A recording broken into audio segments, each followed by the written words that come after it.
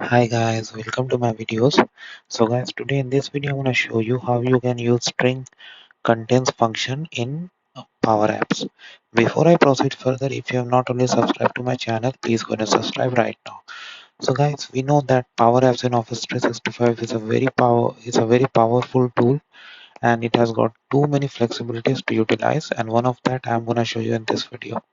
So make sure you understand this formula very clearly. So guys, if you are familiar with coding technologies like .NET, PowerShell and whatever, you know that for string functions there is a simple thing like substring. String dot contains this. So you can verify if a substring is a part of a string or not. But how you are going to do this in PowerShell? So this is how you are going to do. If substring and string.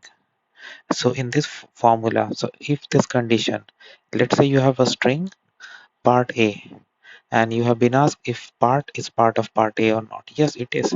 So if part in part A, yes, then it will return the value 1.